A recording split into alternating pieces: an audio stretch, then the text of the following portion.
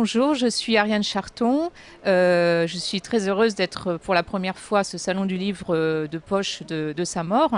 Je suis spécialisée dans le 19e siècle, plus précisément l'époque romantique. J'ai déjà publié en format poche une biographie de Musset en 2010 pour le bicentenaire de sa naissance. Et cette année, à l'occasion des 150 ans de la naissance de Claude Debussy, je publie donc cette biographie de Debussy en inédit en folio bio. Les anniversaires, c'est toujours l'occasion en fait de pouvoir redécouvrir un personnage. Et cette fois-ci, je me suis donc intéressée à Debussy, qui est l'un des plus grands compositeurs français du 19e siècle et même de tout le patrimoine musical le français.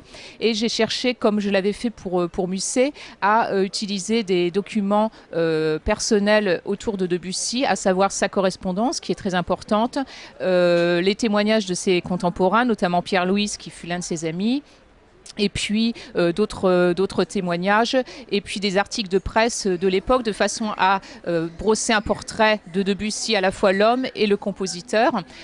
Tout ça en m'adressant vraiment au grand public, comme je le fais dans mes autres livres.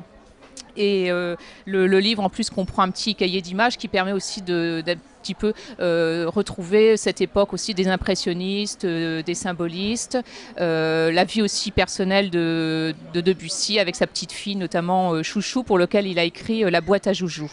Et mon coup de cœur, c'est une anthologie très belle réalisée par Michel Braud, qui est professeur à l'université de Pau, sur les journaux intimes du 19e siècle. Dans sa longue introduction, il explique pourquoi le journal intime en tant que genre littéraire apparaît à la fin du XVIIIe siècle et puis se développe vraiment, connaît un âge d'or au XIXe siècle.